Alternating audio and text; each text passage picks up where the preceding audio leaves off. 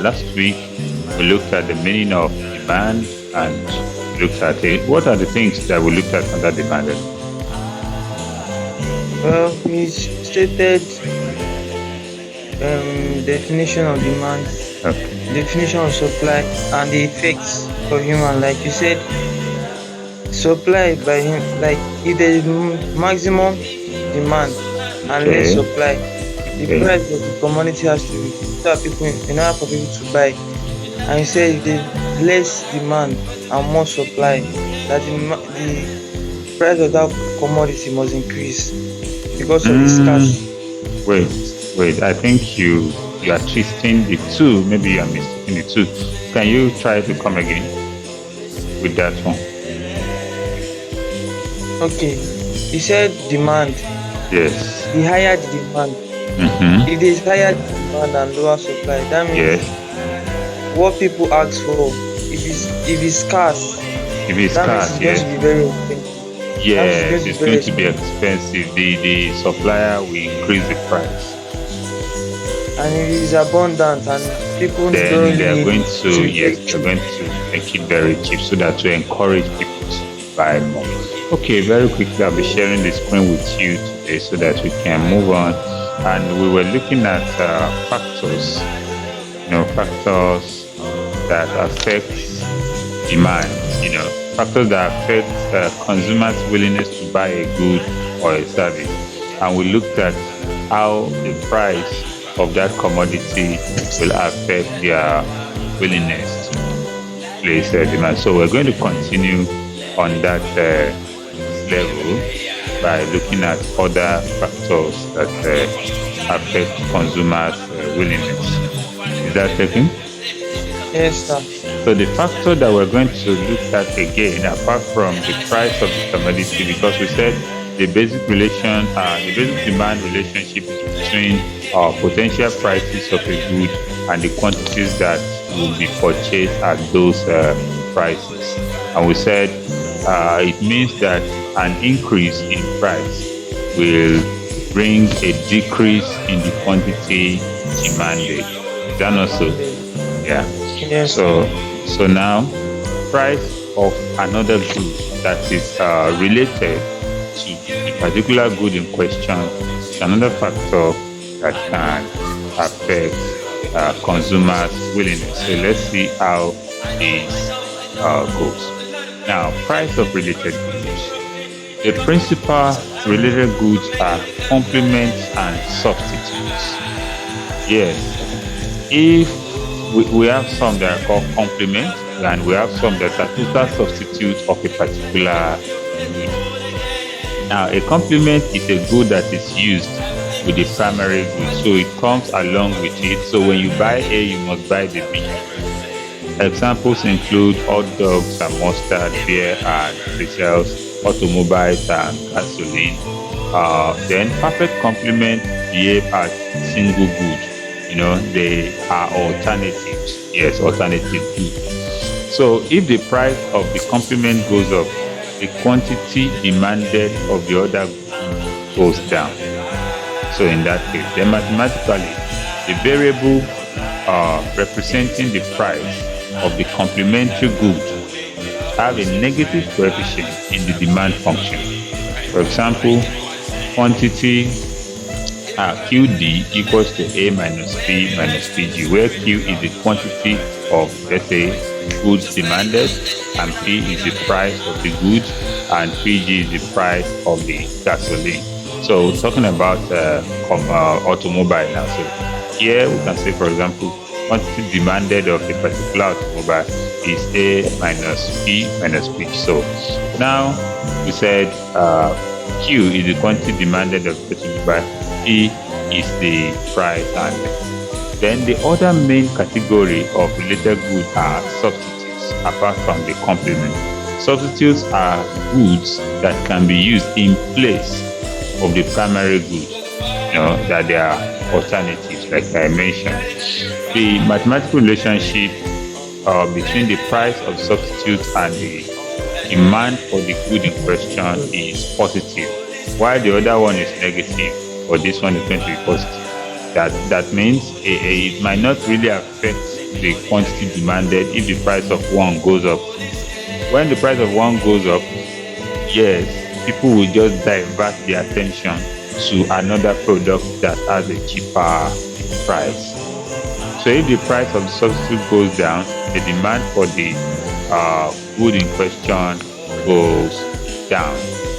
Because yes, for example, if there are two particular brands of rice and they are of the same quality, and the price of one, if the price of a substitute that you are not even buying before, the price now goes down compared to the one you are buying, then what happens to the quantity demanded of the one you are buying? It goes down. You understand? Because you have to go and buy the alternative. So that is what that one is talking about. So here now, apart from how price of related goods can affect people's demand, we can still talk about personal dispensable income.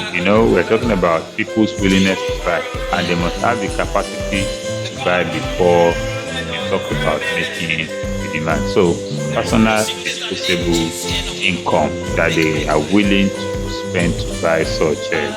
So let's see. Personal disposable income, in most cases, the more disposable income, income after tax and receipts of benefits a person has, the more likely a person is to buy certain goods. Okay, just as in a particular house now, maybe they can take Indomie every morning, but because the price of Indomie is now high, they prefer to take pap every month, maybe because that one is a little bit cheaper. Are you getting me? Yes, sir. Maybe that one's it. But as the price goes up, the salary remains, unchanged. But let's now assume that the salary now becomes twice or thrice. Maybe the person changed job. You understand me? So that means the disposable income has increased. Definitely, the person might tend to switch over to Indomie every month despite the high price. That's taking. So despite the high price, I switch over to. Now, the next factor that we're going to talk about is taste or preference.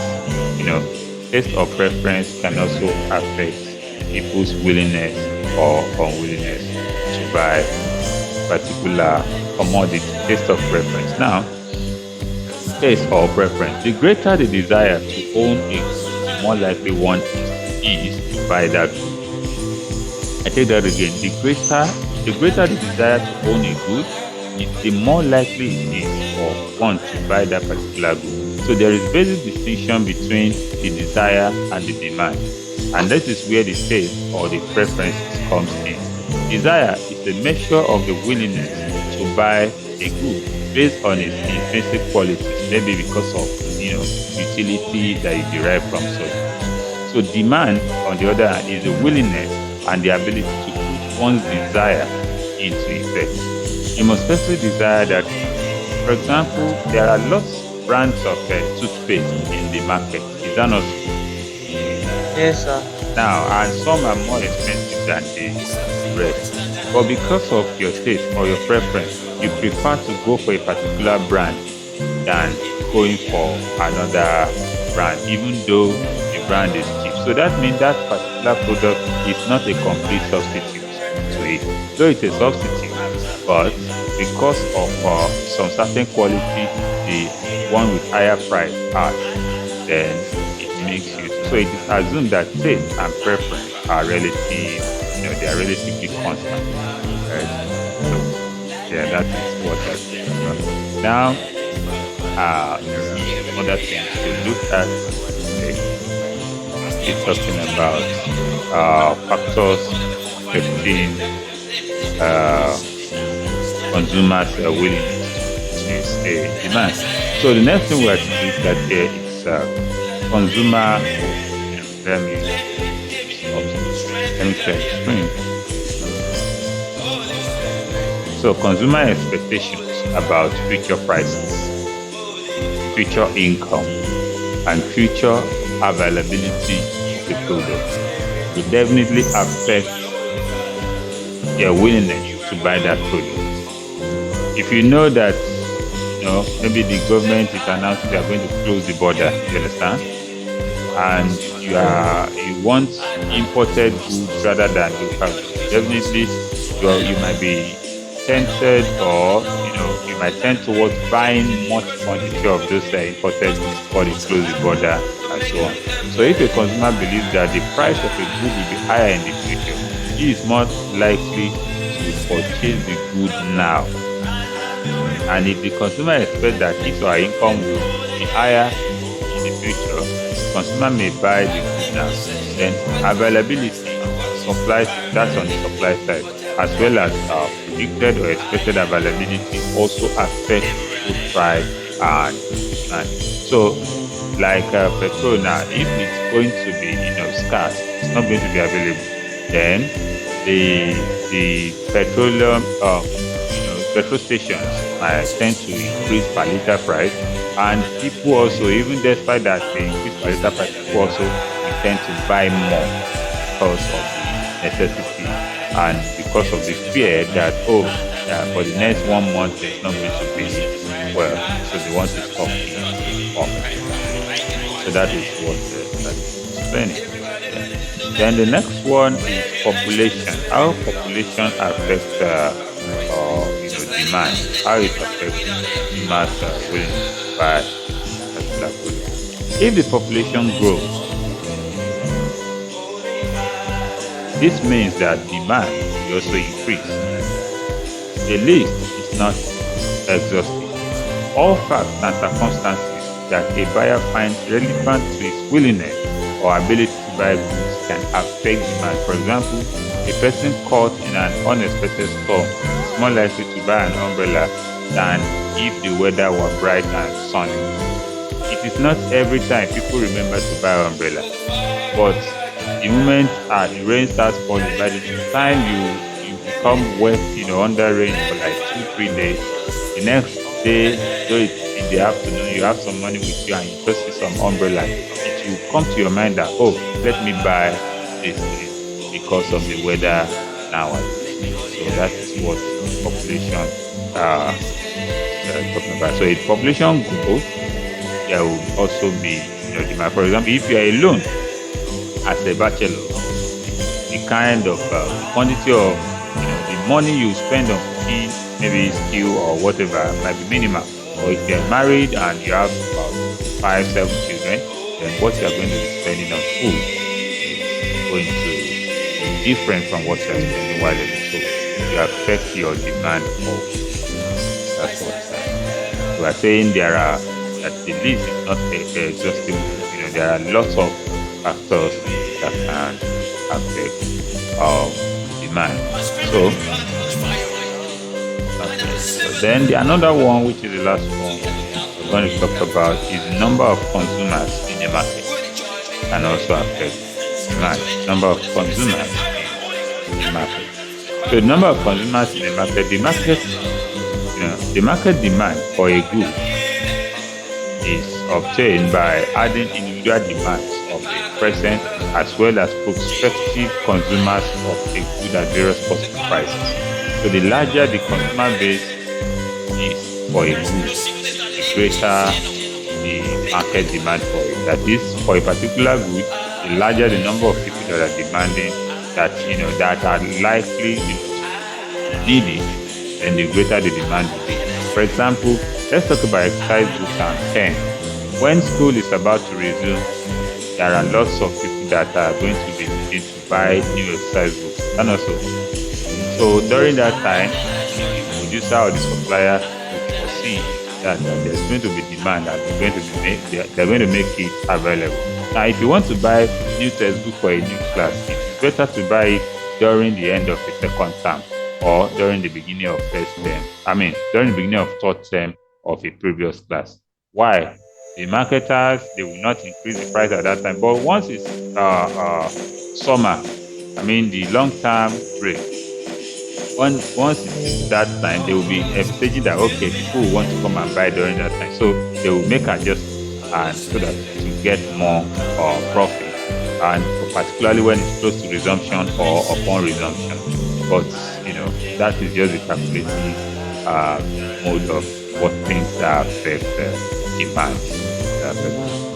So apart from factors that affect demand, we're going to be talking about types of demand. And here we might be looking at 7 major types of demand.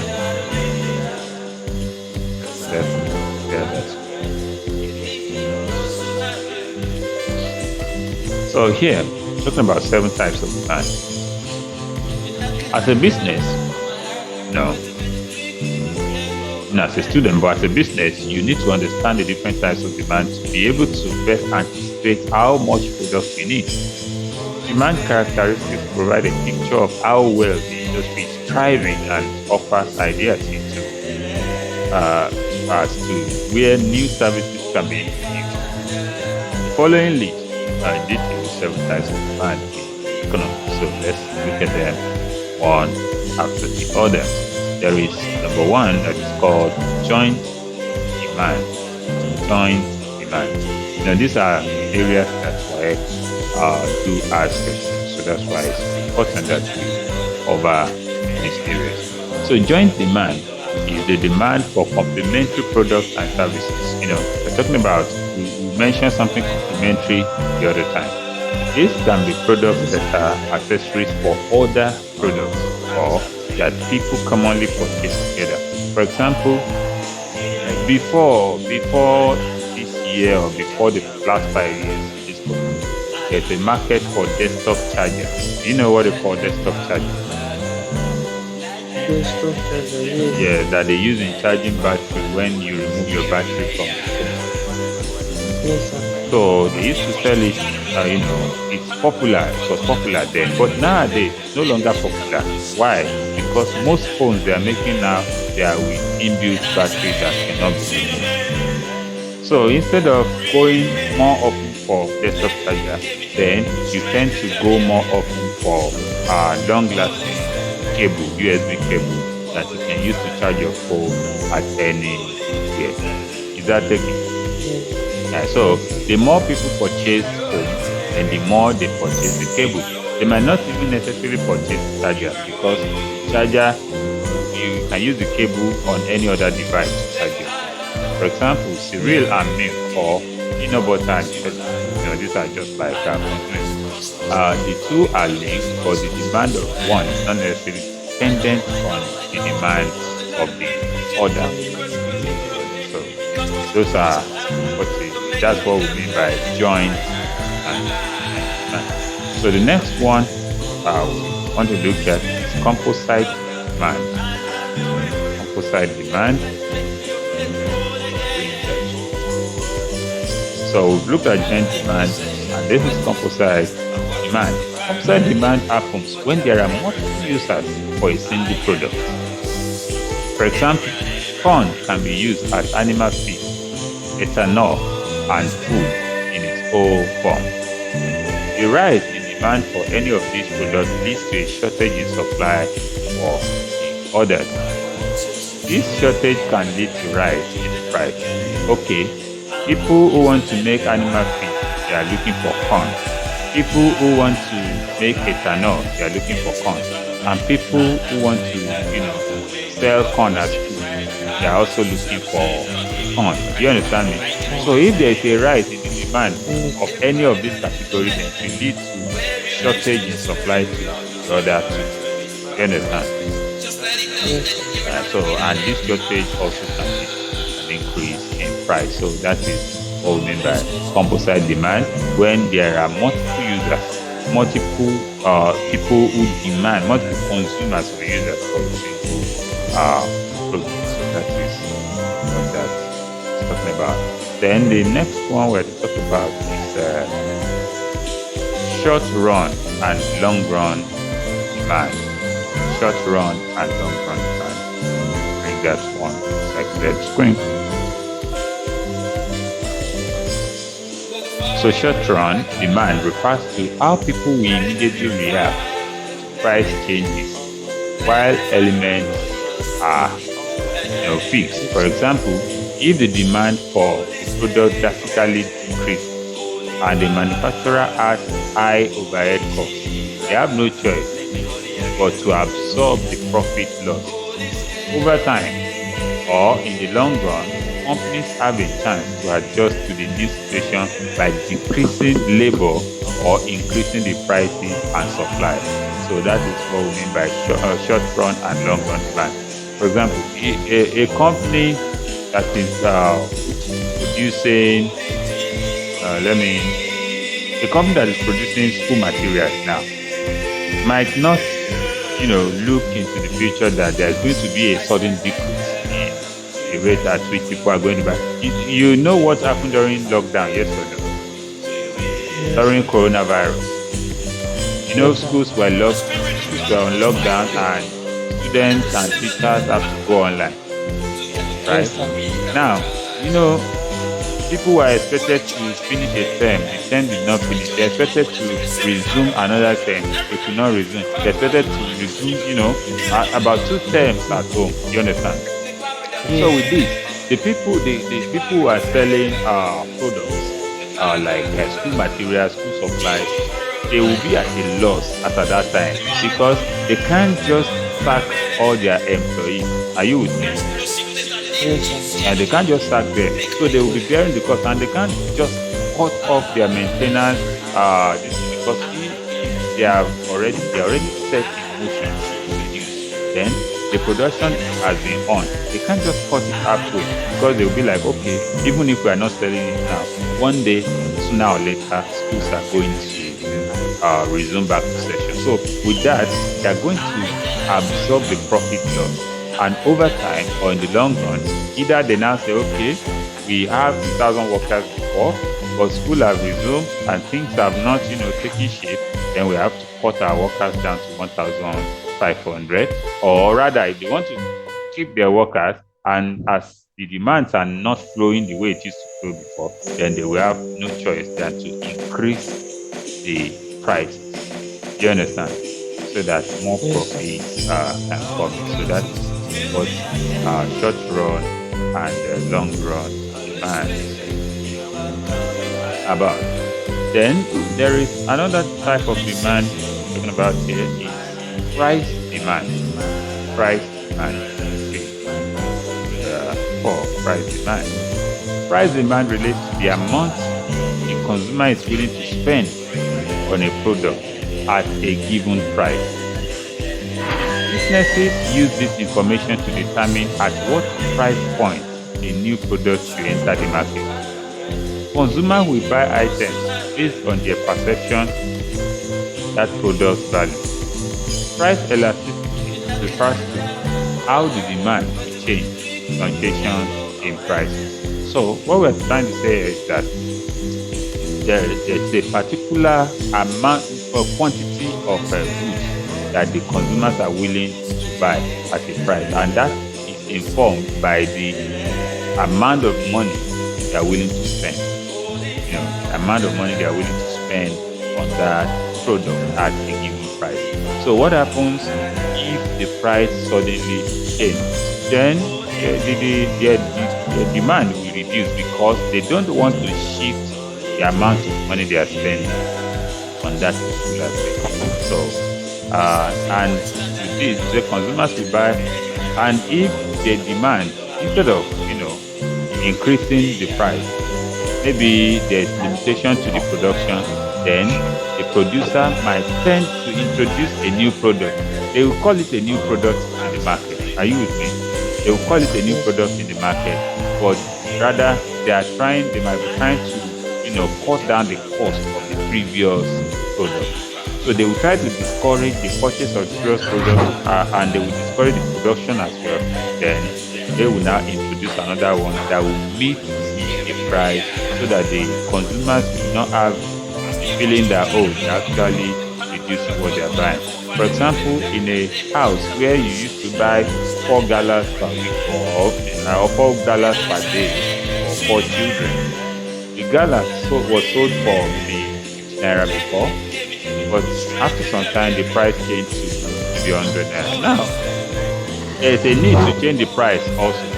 But instead of changing the price of that particular product, they try to introduce another product that doesn't cost them much to produce, but it will still supply the same quantity. So the consumers will only see it as new product, but the producers know that they are actually cutting down the cost so that they can balance up fluctuation in the prices of the raw materials. Is that it? Yes, sir. So price, demand, that's what it's about. Then the next one we'll talk about here is income demand. Income demand. So I said we're looking at 7 types. So this is number 5, talking about income demand. Let's see. So income demand. As consumers make more income, quantity demanded increase. So quantity demand increase. This means people will buy more overall. When they earn more income, they will buy more. So taste and expectation also change with an increase in income. Reducing the size of one market, increasing the size of another. If they have taste for a particular thing before, because that is what they could afford. Now, when they earn more money, then they can change their taste and start to patronize another one. So they are reducing one market and increasing the size of the other. That is what income demand is about. Consumers will often buy a product or service because it is what they can afford, but they deem it lower quality. The demand for those lower quality products will increase as income increases. It decreases as income. So that is what that is all about. Then we're going to move to number 6 now. Number 6 is called competitive demand. Let me bring it up here. Competitive demand. So, and when we look at that one, probably just look at a few questions, or you just ask questions then round up the aspect on economics. So for competitive demand, share the screen.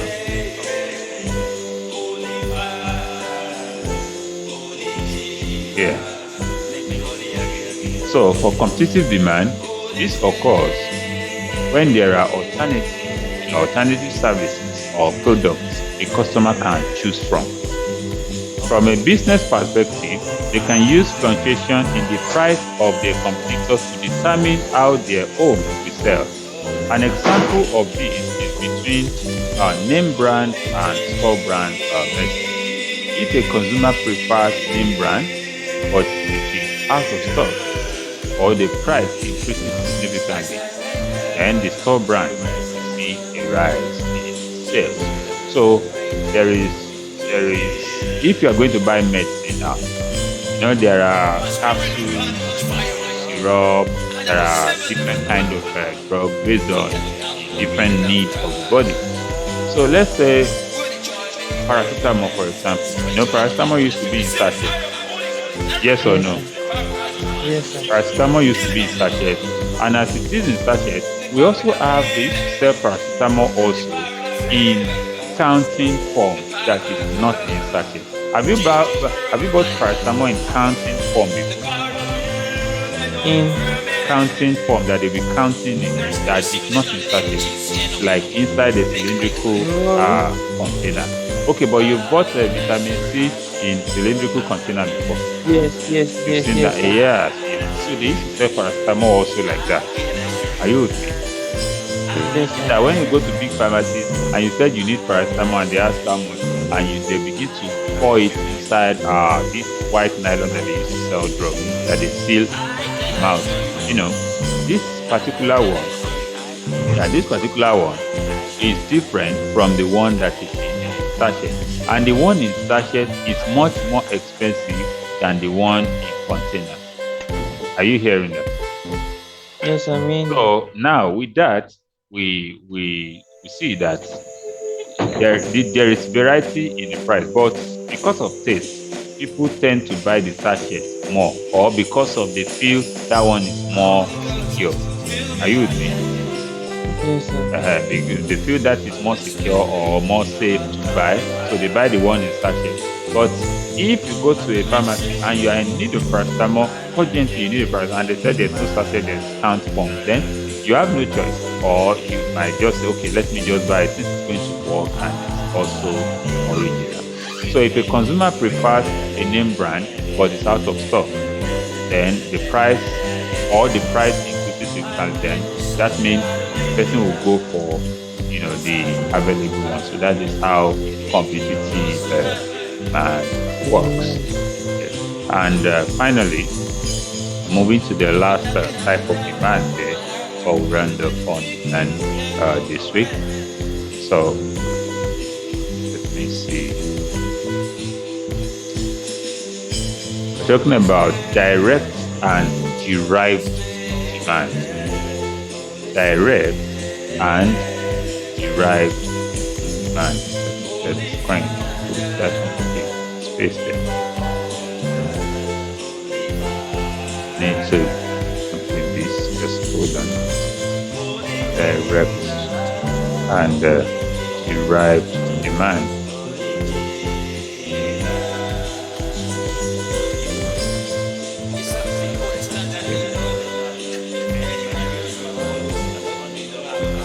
So here, say direct demand is the demand for a final good.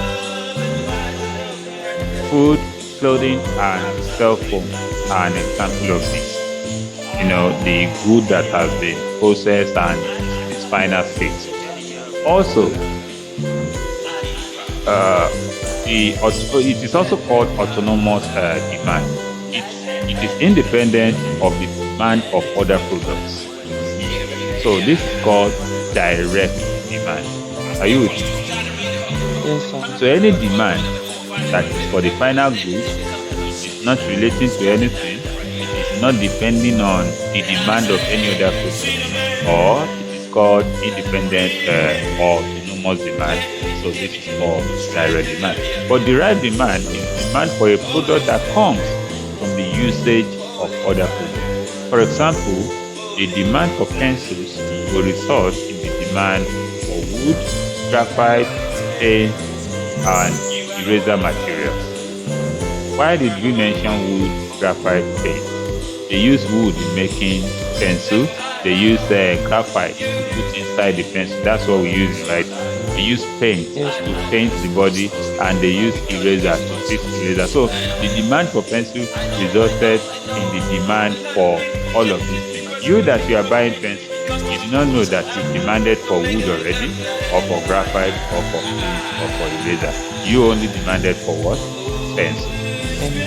Yeah. So derived demand is the demand that is generated from a particular demand, or when a demand leads to the demand of other things, maybe in the production, then we call it derived demand. So in this example, the demand for wood is dependent on the demand for its uses. It's because of the uses that they want to use to make pencil that the demand of wood is needed here. Not that you want to buy wood. You understand? Yes, sir. Not that you want to buy wood, or because you want pencil, and definitely the person that will give you pencil must demand for all the things that is needed in making pencil. So derived demand is similar to joint demand because of its connection to other products. But joint demand can be demanded directly by the consumer. Because maybe you need toothbrush and toothpaste. You understand? So when toothpaste finish, you keep buying, and when toothbrush gets old, you buy another one. Then it is different from end product. There is no demand for the intermediate product. What we're saying is that it is different from joint demand because it is dependent on the final product or to generate a need. without the need for those and colon. There is no need for the intermediate colon. So because that one is joint demand. But here now, it is direct demand because we are demanding for other things based on what we need. So I believe that you listen to the 7 types of demand and you get the explanation. Yes. So we're going to be rounding up this class now, so that in the next 5 minutes or so, we're going to get the link for the English class. So do stay tuned for now. Okay. All right. So bye. I'll be sharing the screen with you right away so that we can get going. Want to solve a particular YF question on English language. We're going to try about 10 or 20 questions under this session. So just stay tuned as I share the document with you. And you see now. So I believe you can see the document now. Yes, can you see? So this is YF 2013 objective test. So and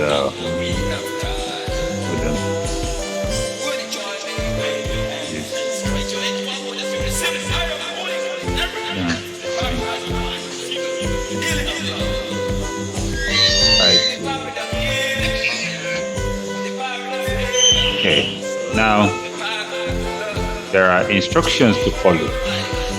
Can you see the instruction on this section 1? Yes, sir. So it said, in each of the following sentences, there is one underlined word and one gap.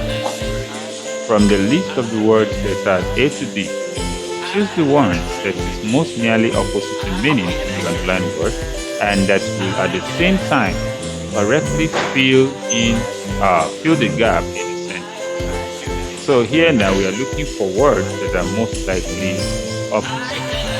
So did you see the first question there? Yes, sir. Can you read it? Yes, read out. Our instructor gave us the impression that the problem was complicated, but we found it.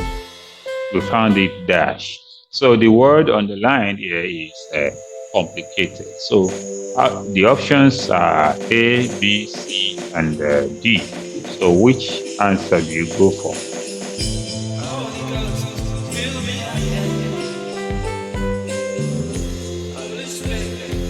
Simple. That is correct. Our instructor gave us the impression that the problem was like difficult or complicated, but we found it easy or simple. Okay, let's go to the second one. It is no longer a matter of choice, but that to have basic education in our country. So look at the options and pick your answer.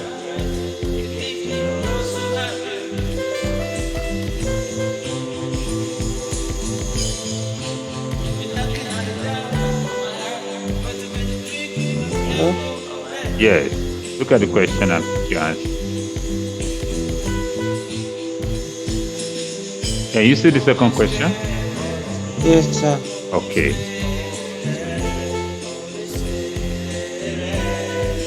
Yes, what's your answer? Command. We're trying to say compulsory, so that's compulsion. Okay? Okay. So it is no longer a matter of choice, but compulsion to have basic education in our. So, and the third question comes up here. Yes. Can you read the question and speak the answer? Despite Inhang's claim that he killed the dog, Dash, the owner, insisted that he did it deliberately. Okay, so what you feel in the gap there? accidentally. Yes, accidentally, because that is most nearly opposite or opposite to deliberate action.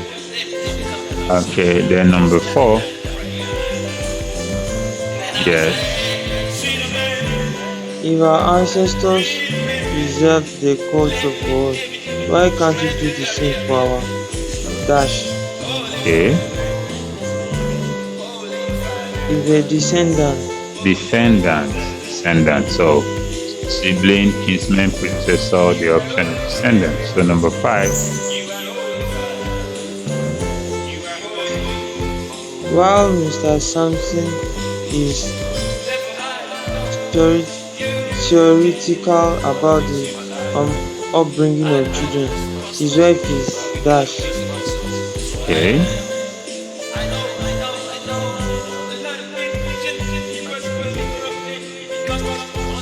logical. Okay, logical. While Mr. Sampson is theoretical, opposite of theoretical is what? Celebrating. No, talking about theory and practical, right? Yes, sir. So it's either it's theory or it is practical, not theory and object. You understand? Yes, sir. Okay, so it is, we talk about essay and object, so theoretical and practical. So, and the one that go with being practical here is pragmatic. Okay, Okay. so that is the correct answer, pragmatic. Now number six, yes, Whether you command the boys or dash, okay, commend, yes, continue. whether you command the boys or dash them, they are determined to do their best. Okay, Condemn. condemn, that is correct, condemn. Whether you commend the boys or condemn them, they are determined to do their best. Okay, number seven. The hope with which they assume office contrast with the dash with which he is living. Yes. What is the underlined word there, sir? Hope. Hope. Oh, Yes.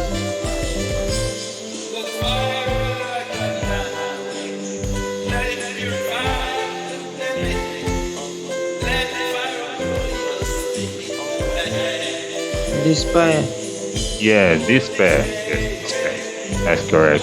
So it's talking about in despair of something. So the hope with which he assumed office contrasts with the despair with which he is living. That's lack of hope. So the next one. The landing of a plane is more frightening than takeoff. Yes, that's correct. The landing of a plane is more frightening than its takeoff. It's correct. And yeah. So here now. I prefer the exact rather than dash shooting. Rather than a dash shooting. Yes. Is the underlined one exact? Exact. Yes.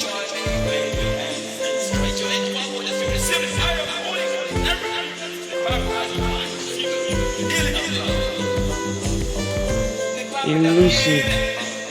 Okay. Here we're talking about approximate. So then when you're not talking about exact, you just talk about an estimate. That's approximation. Okay. So I prefer the exact rather than an approximate figure. So the next one. Although Although the students were content, yes, the students were content with the new welfare agreement, arrangement, yes, representatives where, were dashed with it. okay, Dissatisfied. That's correct.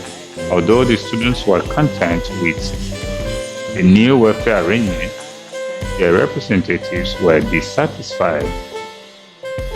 So in this another one. From the words that are A to D, choose the word that best complete each of the following sentences. So, yes, is your option for this one.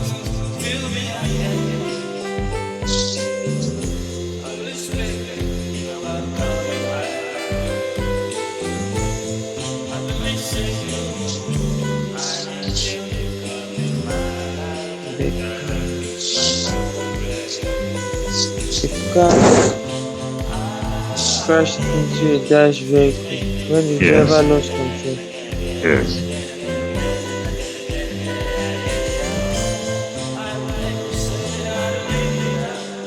Station. Stationed vehicle, that's correct. Stationed vehicle. So, what's the next one?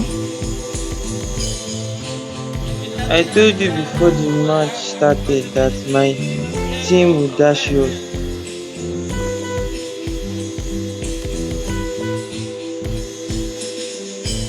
Win. Okay, you can talk about beat. Yes, that should be beat. Although we're not talking about physical beat, you understand? Yes. So, but if you talk about the match, you can say team won the match or will win the match. Yes. So now,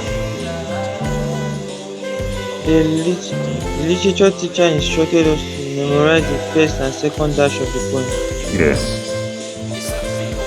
Stanza. stands, that's correct.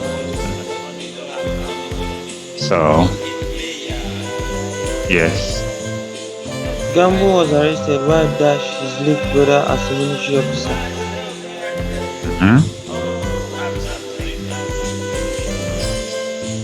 Imitating. okay, impersonating. Okay, impersonating. Maybe he used his brother's photo and everything. Maybe they resemble.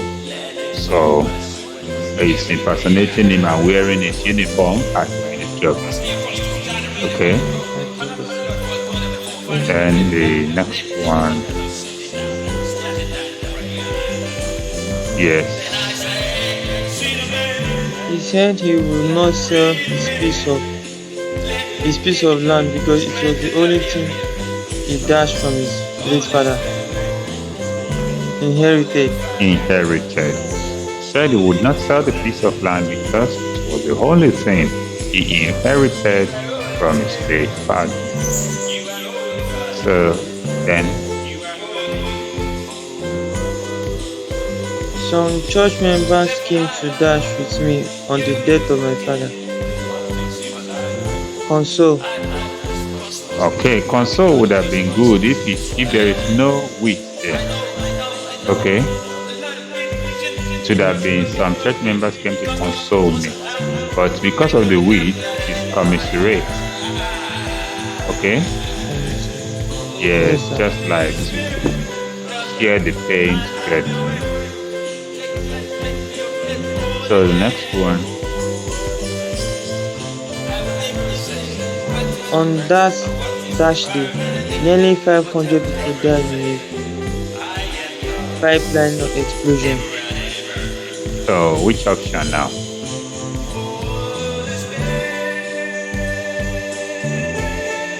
Faithful day. Which option? A, B, C, C. D. C, that's correct. So on that fateful day, nearly 500 people died in a pipeline explosion. Now, the next one. He came to the dash only 2 years ago when he won a gold medal. Yes.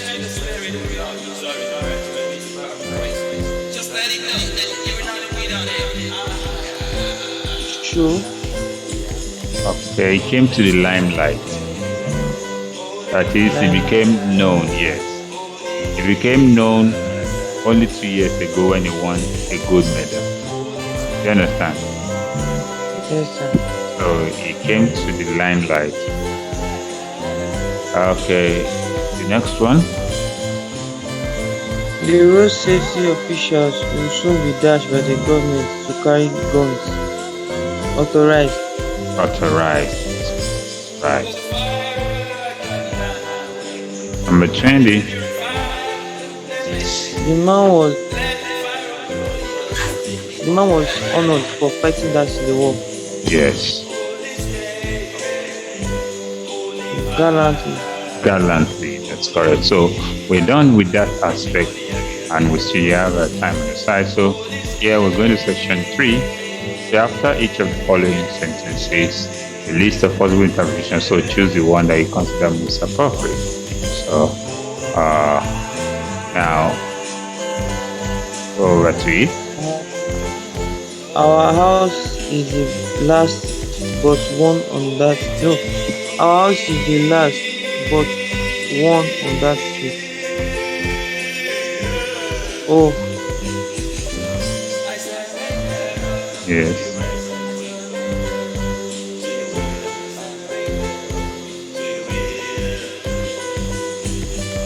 Yes, this means our house is dash.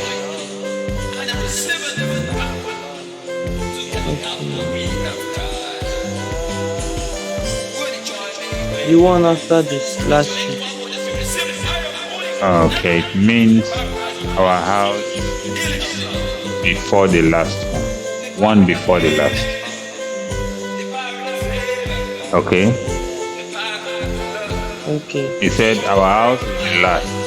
It should have been the last, yes or no? Yes, sir. But there is one more house. That's the meaning.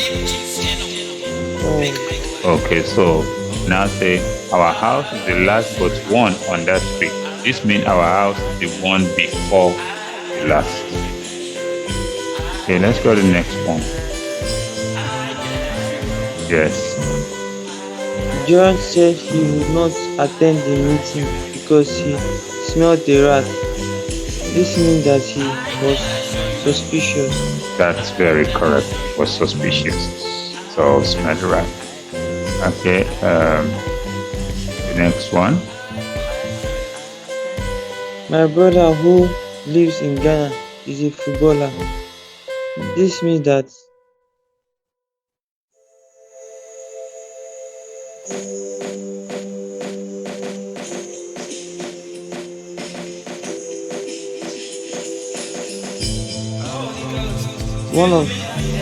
only one of our brothers lives in Ghana and is a footballer. Okay, only one. Oh, because he's not even stating that he has only one brother now. You understand? So that's Yes, correct. So the next one. Yes. The teacher described Edward's account of the incident as a tall story. This means that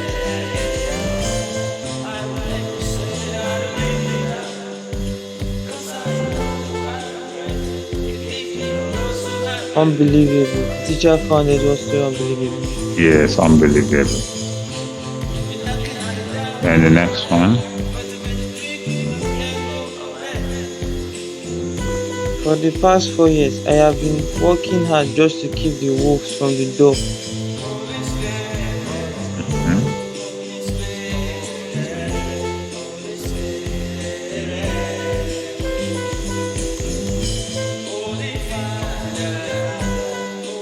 I have been working harder than before.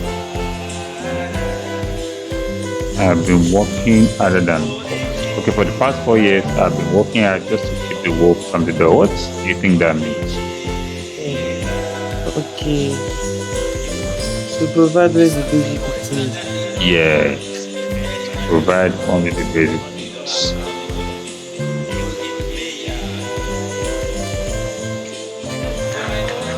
Yes. Next one.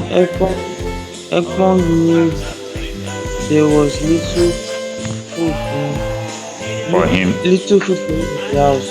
Yes, for At him home. at home. Yes.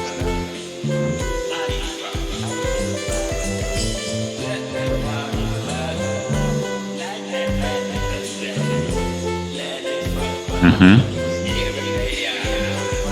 Upon had hidden some food before going up. Mm. Ephraim knew there was little food for him at home. Yeah, he was sure of some food at home. Hmm? Yes, sir. Mm. The second one said he was not sure of any food. That's not true. He had eaten some food before going, and that's not true. Ephraim's share of the food did not begin. So he at least he was sure there would be some food. Do you Yes, sir. understand? Okay. Next one. The judge said that he could not but sentence the criminal to death. This means Mm-hmm. that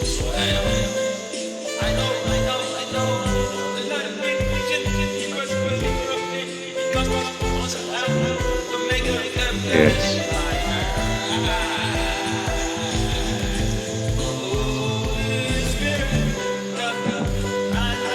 the judge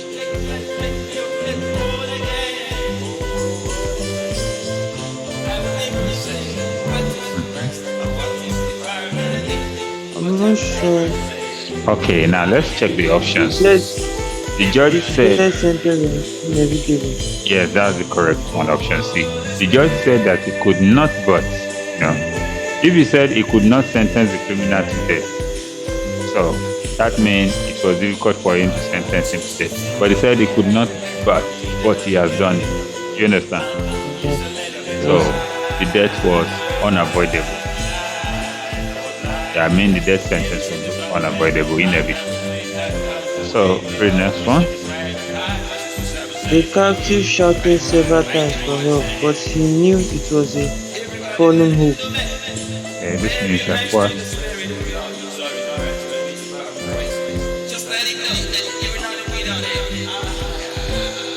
He was certain that hope wouldn't come, Yes, that it was help wouldn't come. that help would not come. He was certain that help would come. He lost hope of any help coming. That's me. Okay?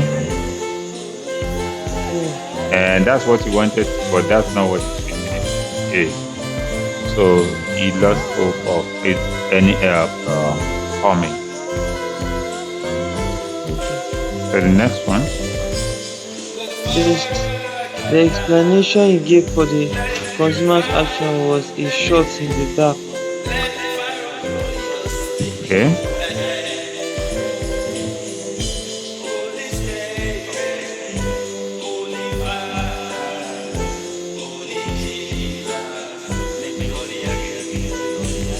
Mm-hmm.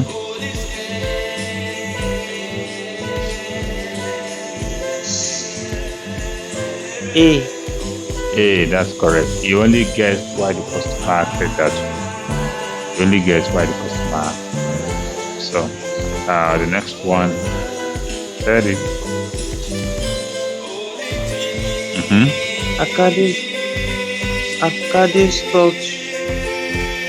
stopped short of arresting the man who stole his shoes. This means that Akade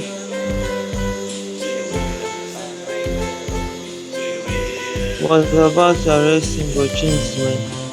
Okay, that's correct. So that means he did not arrest the man. Okay, probably we're going to be rounding up on this aspect. From the words letter, the A to D, below each of the following sentences, choose the word that is nearest in meaning to the underlying word as it is used in the sentence. So I'm going to be showing you the sentences now. Then you are going to be choosing the one that is nearest in meaning to the underlying word. So can you read and let me hear you? The sale of certain drugs is restricted to adults. Okay. Limited. Limited. Yeah, that's correct. Okay. It attempts to claim the child's proved futile, Futile. risky, No. unsuccessful. So which one goes for unsuccessful here? Uncertain. No, abortive. Okay. Abortive. Yes, abortive. All right. The next one. Yes. These days, most businessmen are very crafty, Crafty.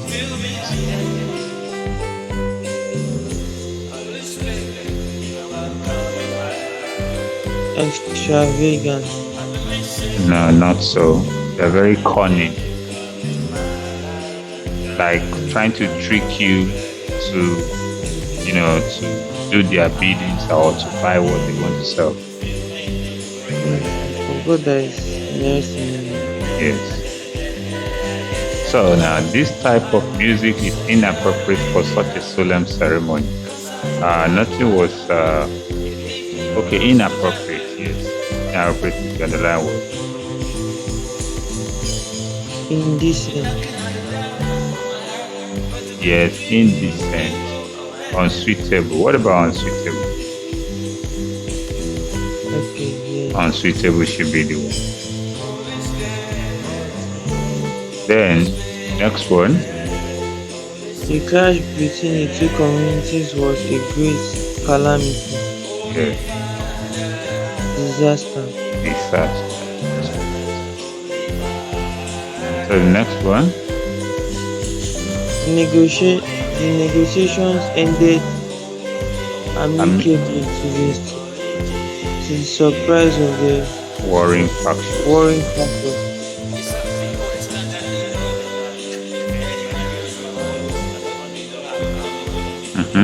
Harmoniously. Harmonious. Then the next one. One needs perseverance to succeed in his job. Okay. Consistency.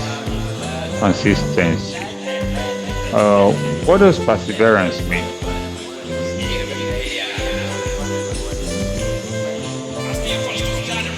To be like willing to do it. Maybe to endure, right? Yeah. Okay. So if perseverance, what is wrong with persistence? No, I'm not saying you are wrong, but I'm just considering the two. Consistency is good, yeah. One needs consistency to succeed in his job, and that is the answer. But I'm trying to say, what about persistence in that place? One needs persistence to succeed in his job. Well, you persist on maybe some kind of persuasion or whatever, so it doesn't fit in into that sentence. You understand? So we did not, okay. The next one. They did not like him because he was headstrong,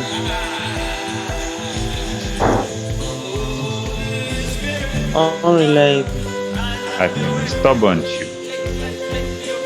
Okay. stubborn. Yes. So the next one. The matron, The matron, yeah. the matron, Reprimanded. reprimanded Stella for bullying the new girl. Mhm.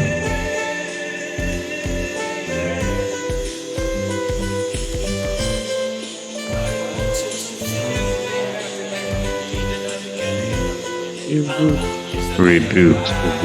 So it could be a form of punishment, but the right word there is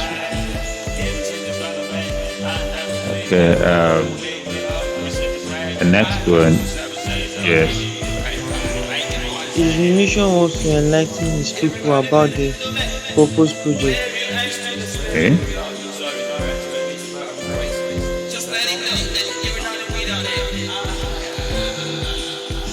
Educate. Educate, that's correct. So I said that I think we still have some few minutes. So from the words group of words studied today. Choose a word or group of words that best complete each of the following sentences. So let's see. Yes. The council of elders dash advise youth to desist from telling lies.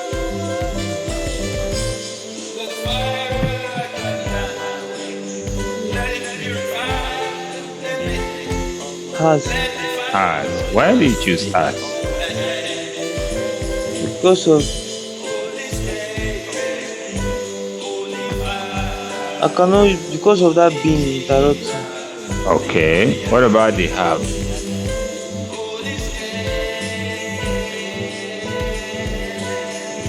What about the have? The council of elders have advised. I'm It only sounds like asking. as if all they are doing. I'm only asking why have is wrong or why as is correct. It sounds like as if that's what they are still doing. Okay. Now, as and have. Have go for plural, while as go for singular. Have is for plural, as is for singular. And the council of elders is a singular, it's a collective noun. Okay? Yes, But if we remove the council of, say, the elders that advise the youth, it will become the elders have. Okay? sir. But because we take it as a singular unit, the council of elder, a particular body has advised the youth. You understand? Okay. So that's why as is good. So now, On my way to the airport, I dashed an old classmate. yes, I ran into. ran into. That's correct. So the next one, On my way to the airport. yeah, So number their yes, their yes, ideas are similar, aren't they? Yes, they are. yes, they are because it's yeah, aren't they? So the next one, She dash gracefully that the guest of honor promised her a special gift. okay,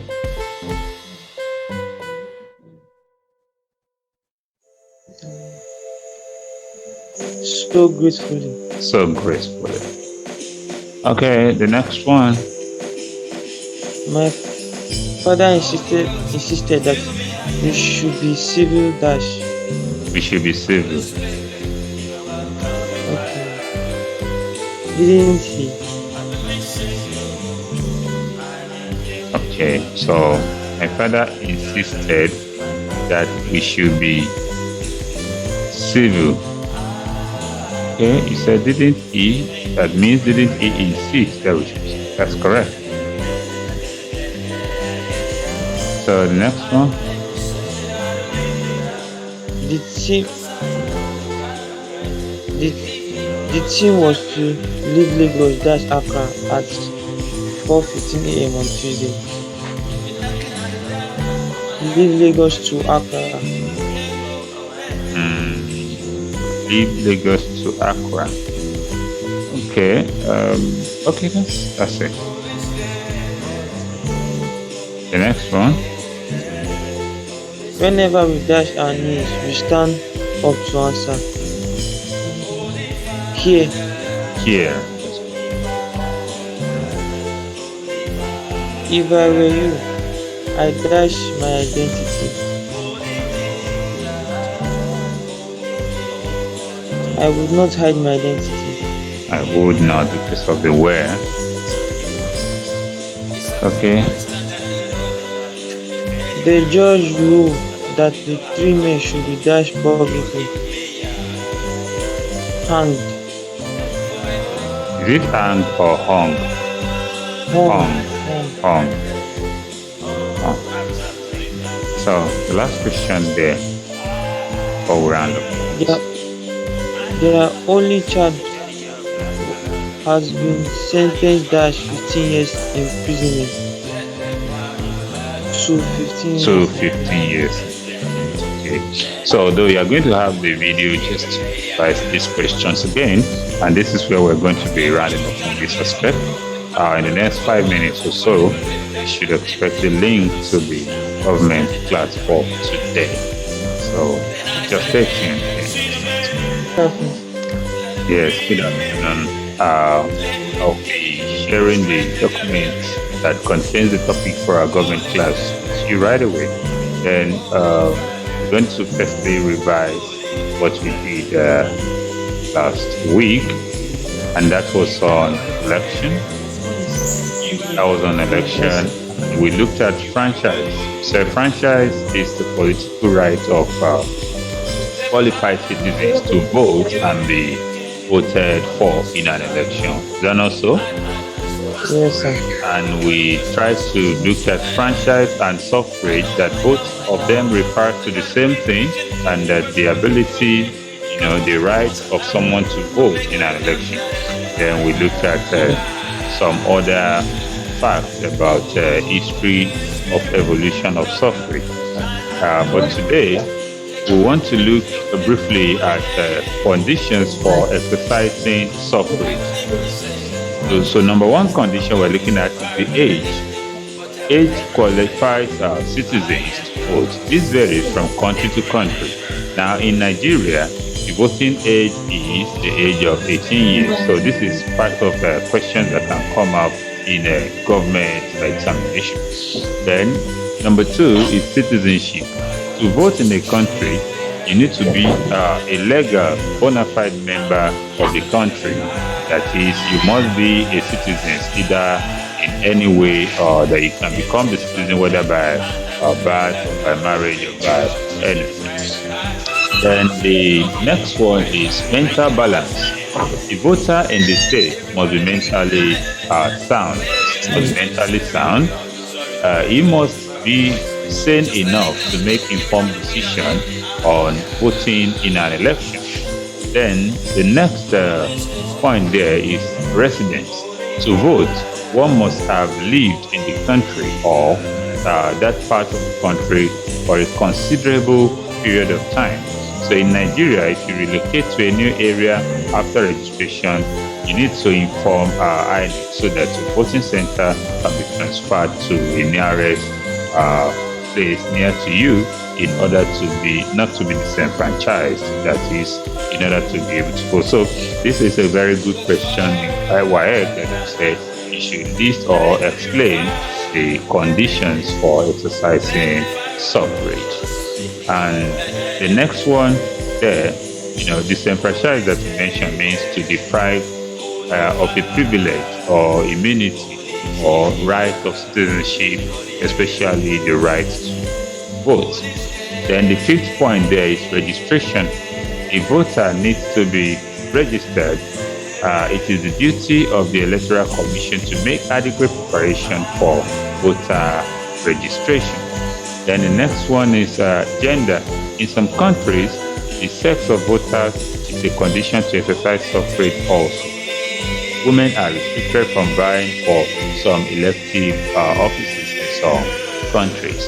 And the next one that we're talking about is education. Education qualification is still an important restriction. There are different levels of educational qualification for different electoral offices in Nigeria. The Constitution, or e.g. in Nigeria, the Constitution or electoral laws specify education qualification for each elective post. Now, here we're talking about types of suffrage. We're talking about two main types of suffrage: limited or restricted suffrage, or unlimited or universal adult suffrage.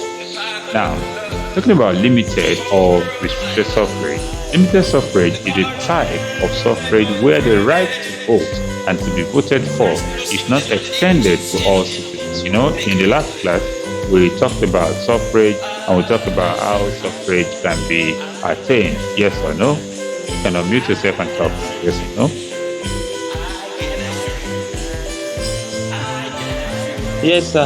Okay, okay. So I want to be sure there's no noise around because when there was noise, that's why I mute your channel and I started the explanation. So limited suffrage is a type of suffrage where the right to vote and to be voted for is not extended to all citizens, but only to those who meet the criteria laid down by the law. These criteria may be arbitrary and discriminatory. Suffrage may be restricted by sex, by property, by qualification, by race, by social status, religion, or residency, and so on. So, let's talk about merit of limited suffrage. When there's a suffrage that is limited, the right to vote, to vote the right to vote is granted to those of sound judgment and informed mind. This should not be there, so that's a mistake. So the right to vote is granted to those of sound judgment and informed mind because it is limited to certain category of people. So that means it is believed that for you to be qualified or to be a particular race or to have this or that, since you have been able to meet that condition, then we believe that you are of sound judgment. That is, you are educated enough to make decisions. Then number two, the system of voting makes use of better qualified candidates when compared to universal adult suffrage. That is, once you are an adult, you can be voted for in vote. Then the third one is that it is less expensive and it demands fewer resources for planning and execution. Less expensive. Then the third one, the next one that we're looking at is disadvantages of limited suffrage. Because as it has advantages, when we look at the advantages, as it has advantages, also have disadvantages. So this type of suffrage leaves a good number of citizens disenfranchised because not everybody fall into that category. Then it negates fair play and democracy. That means the voice of the people in this regard might not really count. Then it encourages political inequality and limited political enlightenment, when other people are not carried along. Then the second type of suffrage is universal adult suffrage or unlimited suffrage. So universal adult suffrage allows qualified adults the right to vote and be voted for irrespective of their sex, gender, or religion, race, or economic status. However, individuals are still to meet some qualifications, though we said it is open, but they must meet some qualifications to enjoy voting rights. Such qualifications are universal, not arbitrary, not discriminatory, and it is simply democratic. So, yes, so we can talk about qualifications now for just like we have mentioned before: the age, the citizenship, insanity, residence, and registration. Here now, citizens that are of age are specified in the constitution of that country, exercise voting right. That is, they are able to exercise their voting rights. Age qualification vary yes in country. Say in Nigeria, the USA, the Britain, the voting age is 14, but it's 20 years in Germany. Then the second thing is citizenship. That is, only the citizens are allowed to vote in many countries. Then the third one is sanity. That is, individuals that are mentally balanced, that are sane, that are of rational behavior are allowed to vote. Then residence. Any individual has a qualifying period of time, that is, must have lived a so number of years in a particular country for you to be able to vote or be voted for. You must have resided in an area to be voted. Usually, the period for being voted for is always longer than voting for others. That is, before you can be voted for, that period that you must have that place must be longer than you just being able to vote. And the fifth point there is registration. All qualified citizens are to register to participate in elections, and registration empowers voters. The Electoral Commission registers voters for election, and the data are derived from the exercise utilized for planning elections. So this registration is very much important when an election is being conducted. Now, talking about advantages of or merits of universal adult suffrage. Number one, it grants qualified citizens equal opportunity to vote. One man, one vote. Then number two, it is democratic, it is constitutional, and promotes equity and fair play. So it is not discriminatory. So this is, they can ask you to differentiate between limited suffrage and universal adult suffrage. Election results reflect popular choice and political sovereignty, not just a set of people deciding, but the voice of the majority. And it promotes greater political participation as more people participate. Then it samples, it creates a large number of samples, a large sample of the masses in terms of who will emerge from the election. Then it does not discriminate against some groups in the society. It promotes fair play. It also promotes political enlightenment and participation. So it promotes political enlightenment and participation. Yes, that's one point there. That's one point there. Then the next to look at is disadvantages of this particular type of the suffrage. But one is that it allows many adults who may not be rational and objective to vote, simply because it has. So that's why you have lots of, let me just use the language, touts or whatever, that their sense of judgment might not be that straightforward. Are you listening? Yes, sir. So they just vote based on their belly, this person is my own person, or they vote based on tribe, or they vote based on religion and whatever, rather than to vote for the progress of the country. So it may breed electoral malpractice, as the Electoral Commission may not effectively control the large number of voters that may participate in the election. And the number three is that the majority of voters are poor. Many of the voters end up selling their votes to the highest bidder. If it happens to be the elite alone and they vote according to their conscience, none of them will be able to be bought over because they have the finance, they have anything. So the money is not their problem. But here now that we have the majority of the voters that are poor, so it's easier to convince them, give them 10K or 5K and ask them to sell their vote. An average person will collect and just sell it. Then there is an increase in intimidation, thuggery, and harassment of opponents. So all these encourage political apathy.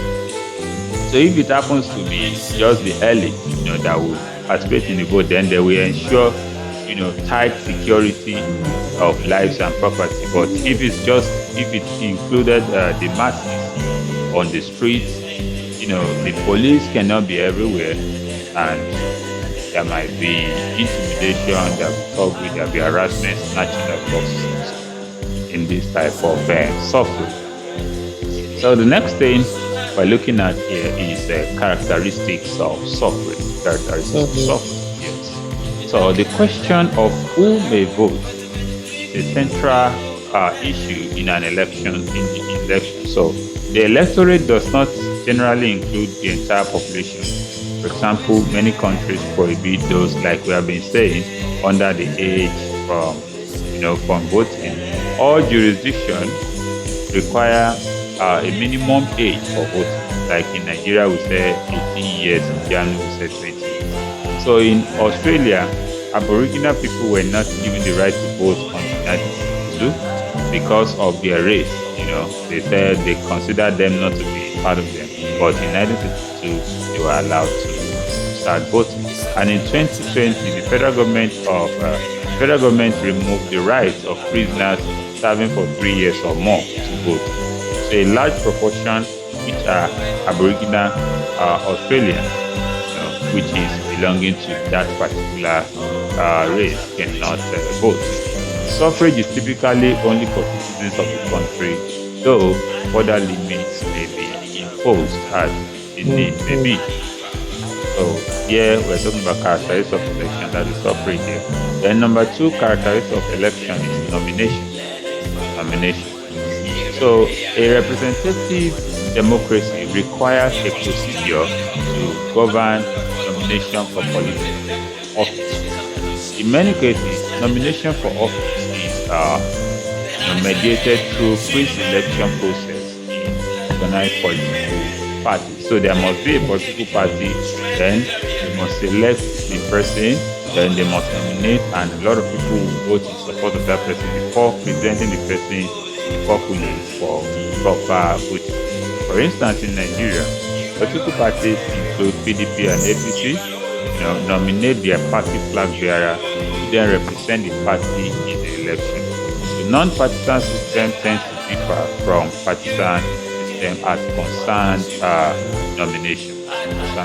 So in a direct democracy, one type of non-partisan democracy, which is any eligible persons can be nominated. So it's not maybe based on one criteria. Once eligible, can be nominated. As far as the partisan system in some countries, only members of particular parties can be nominated. So that is to differentiate between partisan system and non-partisan system.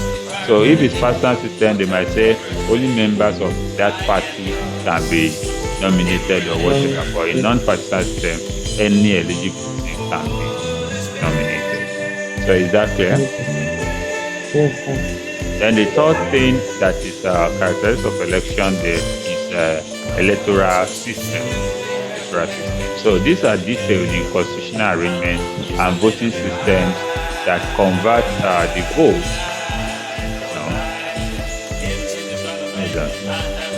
Convert the vote into political decision. So the first step is to tally the votes, for which various vote counting systems and ballot types are used. Then voting systems then determine the results on the basis of the tally. Then we look at types of this in another lesson as well. So while openness and accountability are usually considered as cornerstone of the democratic system, the act of casting a vote and the content of a voter's ballot are usually an important exception. So the secret ballot is a relatively modern development, but it's now considered crucial in most free and fair elections as it limits the effectiveness of intimidation.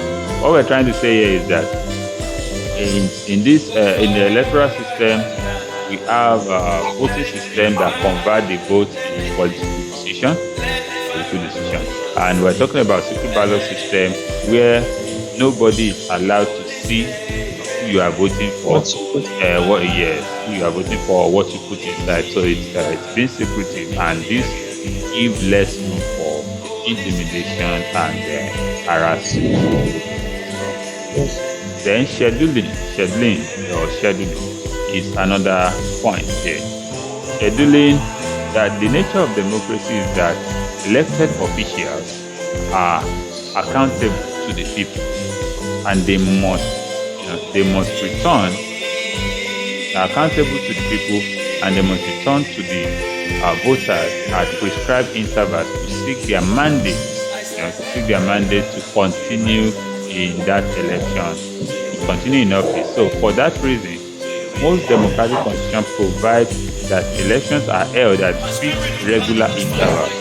Not that can just be held anyhow. That fixed regular interval for the elected officials to come, give account, and say, okay, I have done this, and I think I can continue to serve the country or the state or the jurisdiction. So for that reason, most democratic constitutions provide that elections are held at fixed regular intervals. In the United States, elections for public office are typically held between every 2 and 6 years in most states, and at the federal level, which exceptions for elected judicial positions that may have longer terms in office. So there is a variety of schedules. For example, the President of Ireland is elected every 7 years. President of Russia and President of Finland every 6 years. President of France every 5 years. President of Nigeria and even that of America is every 4 years. So there is scheduling in election. That is, it must happen at so interval, maybe in 3 years, maybe in 6 years, maybe. So these are good questions that can come up in a while ago. Then the last point that we'll be looking at the under characteristics of election is election campaigns. Election campaigns. And in Nigeria now, they have just started campaign a few days ago. They have launched the campaign. So when elections are called, politicians and their supporters attempt to influence policy by competing directly for votes of participants in what are called campaigns. So supporters for a campaign can be either formally organized or loosely affiliated and frequently utilize campaign advertising. It is common for political scientists to attempt to predict elections via political forecasting methods. The most expensive election campaign included US $7 billion spent on the United States presidential election in 2012, and is followed by the US dollar $5 billion spent on Indian general election. So these are the most expensive that have been spent in recent years. So here now, look at the main characteristics of the election. Go back and check them. The first one is what we call the first characteristic of election there? Suffrage. Suffrage. So in your own word, how can you explain suffrage from all we have been discussing on the suffrage? Well, you should mention that suffrage is a right to vote in a public or political election franchise. Yes. So, and what is franchise? Like it's similar to suffrage. Yes. Like as well, it's like a right to vote or be voted for. So what does it mean to be disenfranchised? Like not having like what delimits you from. Yes, being deprived. Okay. What is the voting age in Nigeria? 18 years and above. 18 years. Now, nomination. What can you say about nomination as a characteristic of election? Nomination, like, is the candidate that is going to run for the leadership post or the representative. Okay. So, who is going to nominate them, or where can they come from? Like the people that have been nominated for are like when they come out for the leadership position. Okay. It's the people that is the members of their party that will nominate them. Okay, so we are talking about partisan and non-partisan. What can you say about it? Partisans are the people that are of the same party with their candidate. Okay. Or non-partisan system tends to differ from partisan system as concerns nomination. Now, in a direct democracy, one type of non-partisan system is that any eligible person can be nominated. But as far as partisan systems are concerned, in some countries, only members of a particular party can be nominated. So that means, like in Nigeria now, we have more than parties, or even more than. Do you understand me? So as we have, so anybody can be nominated from any of the parties. But in some countries, it's only from certain parties that the nominations can. Okay, we talk about electoral system as one characteristic of election. So what can you say about the electoral system? You mentioned the electoral system is like a process that turns the votes that people have casted into the decision of that country. So they are the one that make the final announcement from leader and say, okay, this is the implication of the vote, this is the number, this. Okay. Scheduling, yes. What can you say about it? Scheduling of election.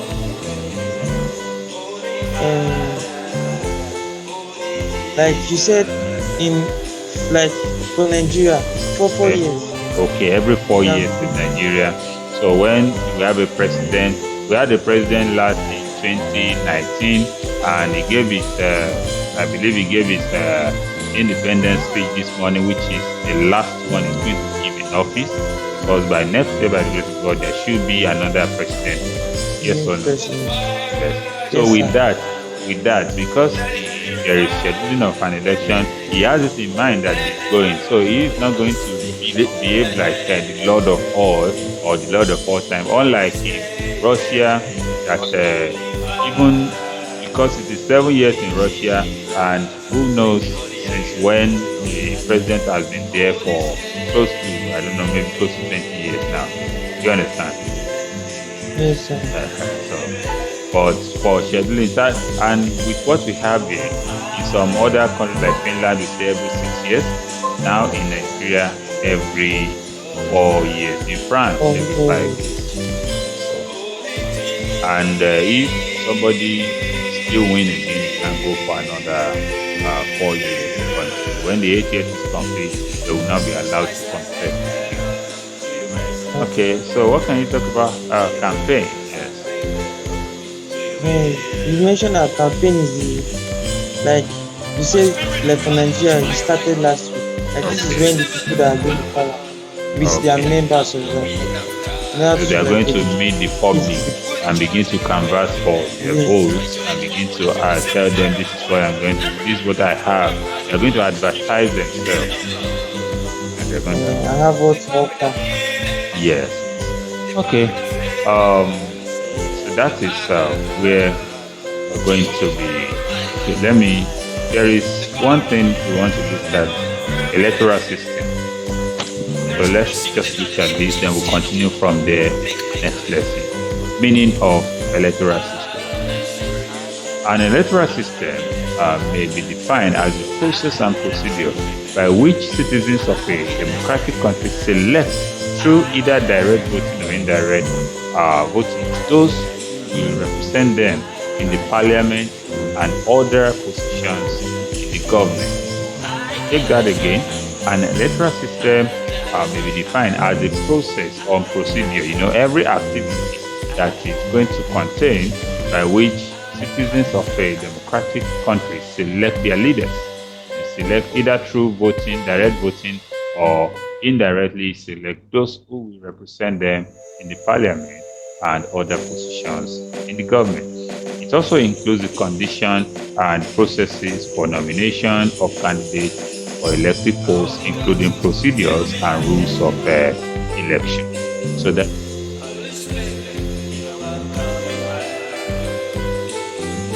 hello, can you hear me now?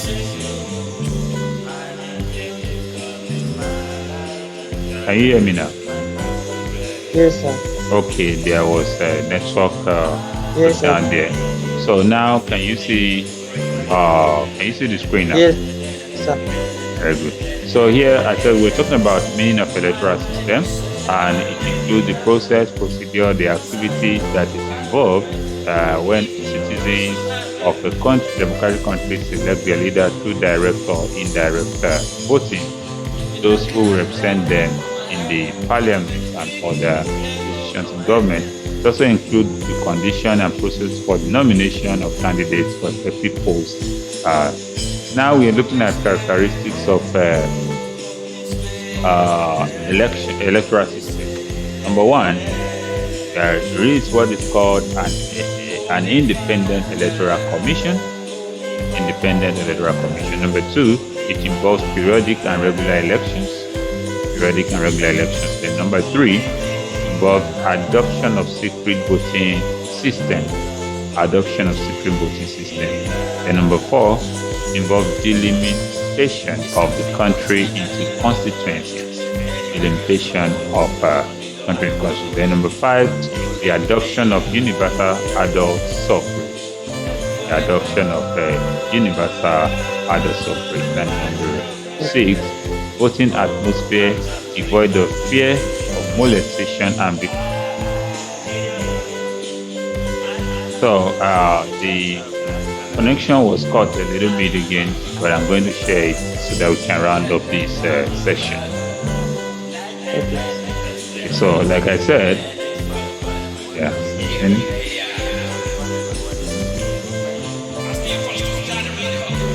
Yes, like I said, we're looking at characteristics of an election. So we are number six, voting atmosphere devoid of fear of molestation and victimization or intimidation. Then the last one there is provision for the representation of all interest groups in the legislature. So there's provision for such representation. And finally, as we round up, let's talk about types of electoral systems, and we're going to continue from there next lesson. We have simple plurality or simple majority system. Then number two, we have absolute majority system. Number three, proportional representation. Number four, alternative voting system. Number five, direct electoral system. Number six, indirect electoral system. And number seven, second ballot or runoff election. So those are the types of electoral system, and that is where we're going to end up the class for today. By the grace of God, we'll meet on Monday for your mathematics class. So just make sure you always revise all of these lecture videos so that you can get equipped before any form of examination. All right, very much for today. So do have a nice